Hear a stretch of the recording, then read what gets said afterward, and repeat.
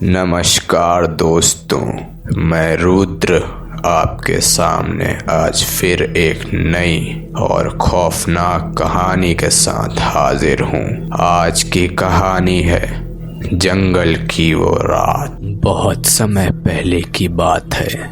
यह जंगल कभी आकर्षण का केंद्र हुआ करता था, मगर जितना ही यह सुबह आकर्षण का केंद्र था, उतना ही रात को यह खौफनाक और डरावना लगता था। गांव वालों का यह मानना था कि इसी जंगल के एक हिस्से में तांत्रिक काला जादू किया करते थे। हालांकि ज़्यादा लोग इसे मानते नहीं थे। लोग इन सब बातों को झूठा मानकर कैंपिंग के लिए आते थे। ऐसे ही एक दिन की बात है।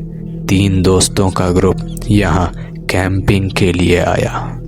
गांव वालों ने उन्हें रात में वहाँ रुकने से मना किया, मगर उन्होंने किसी की नहीं सुनी। आए तो वे 3 थे, मगर उस जंगल से वापस सिर्फ एक ही गया। वापस आए लड़के ने जंगल की सारी बात गांव वालों को कह सुनाई। उसने कहा कि जिस दिन हम लोग कैंप के लिए गए थे, उस दिन हम लोगों ने दिन भर खूब मस्ती की, मगर जब रात के समय सब सो रहे थे तो करीब आधी रात को मुझे कुछ आवाज़ें आने लगीं। वो कोई साधारण आवाज़ नहीं थी।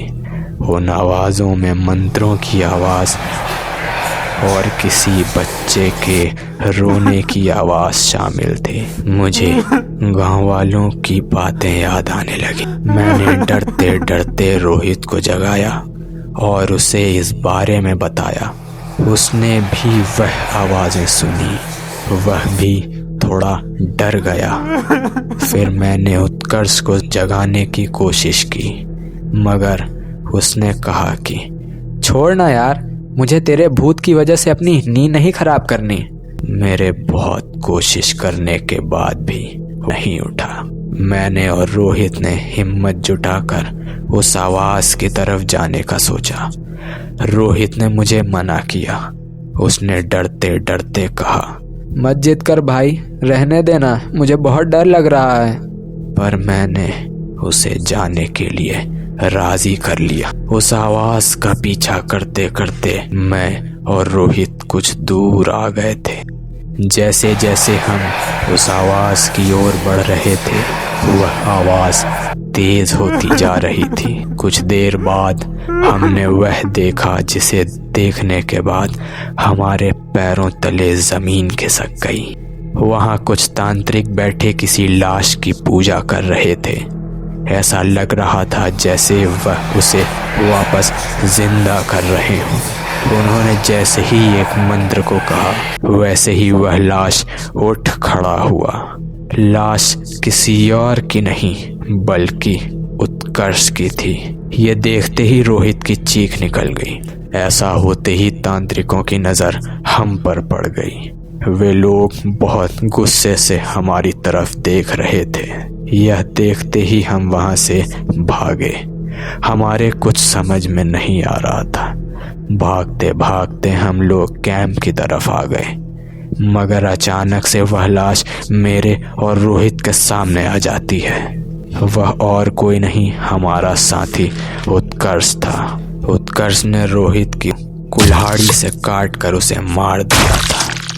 वह बिना रुके रोहित को कुल्हाड़ी से काट रहा था। यह देखकर मेरे पैर वहीं जम गए। फिर अचानक उत्कर्ष ने मेरी तरफ देखा। उसका भयानक चेहरा देख मैं वहां से भागने लगा। बिना कुछ सोचे समझे बस भागे जा रहा था, और भागते भागते मैं वहीं बेहोश हो गया। अगली सुबह मेरी नींद खुली। तब मैं तुरंत गांव की ओर भागा और गांव वालों को सब कह सुनाया। मैं यह सोच रहा था कि मैं जिंदा कैसे बच गया। तभी मेरा हाथ मेरे जेब में पड़े हनुमान चालीसा पर गया।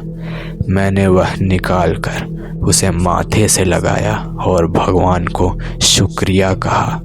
गांव वालों से यह किस्सा सुनते ही मुझे तो याद आया कि मैंने गले में हनुमान जी का लॉकेट पहन रखा है, जिसे मैंने रामलीला में खरीदा था।